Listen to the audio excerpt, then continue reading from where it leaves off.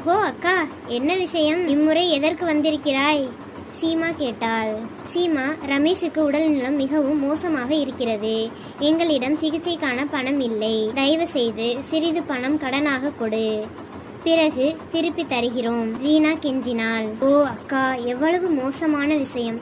ஆனால் வருந்தத்தக்கது. என் கணவர் இப்போதுதான் கிராமத்தில் நிலம் வாங்க எல்லா பணத்தையும் எடுத்துக்கொண்டு சென்றிருக்கிறார். நீ முன்னதாக வந்திருந்தால் ஒருவேளை உதவ முடிந்திருக்கும்.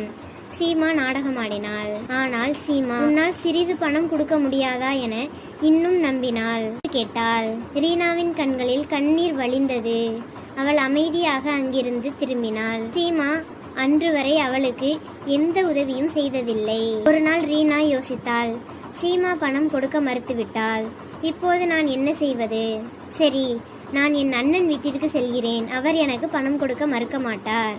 ரீனா தன் அண்ணன் வீட்டிற்கு பணம் கேட்க புறப்பட்டாள். அண்ணி, அண்ணா வீட்டில் இருக்கிறாரா? ரீனா கேட்டாள். ஒரு வேலை விஷயமாக நகரத்திற்கு சென்றிருக்கிறார். ஏதாவது வேலை இருந்தால் என்னிடம் சொல், அண்ணி பதிலளித்தாள். அண்ணி, எங்களுக்கு கொஞ்சம் பணம் தேவை. ரமேஷ் மிகவும் உடல்நல குறைவாக இருக்கிறார். ரீனா, இல்லை, உங்கள் அண்ணன் வீட்டில் இல்லை. உன் அண்ணன் வீட்டில் இல்லை என்று உனக்கு தெரியும். மேலும் எங்கள் வீட்டில் நிறைய செல்வங்கள் இல்லை. எல்லோருக்கும் உதவுவது எங்கள் கடமையும் இல்லை. அண்ணி, நான் சத்தியமாக செய்கிறேன். நிலைமை சீரானதும் நான் பணத்தை திரும்ப தருவேன், ரீனா மன்றாடினாள். நான் சொல்லிவிட்டேனே, எங்களிடம் பணம் இல்லை என்று. வேறு ஏதாவது கேட்க வேண்டுமா? அண்ணி கராராக சொன்னாள். ரீனாவின் கண்களில் இருந்து கண்ணீர் வழிந்தது. அவள் அமைதியாக அங்கிருந்து சென்று தன் வீட்டு வாசலில் மிகவும் சோகமாக அமர்ந்தாள்.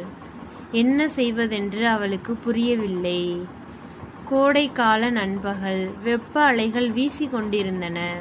கிராம தெருக்களில் தூசி பறந்தது. அப்போது ஒரு வயதான துறவி கையில் பிச்சை பாத்திரத்துடன் கிராமத்திற்குள் நுழைந்தார். அவர் முகத்தில் ஒரு ஒளி இருந்தது. ஆனால் அவரது நிலைமையை பார்த்தால் பல நாட்களாக பசியுடன் இருந்தது தெரிந்தது. முதலில் அவர் சீமாவின் மாளிகையின் வாசலுக்கு சென்றார்.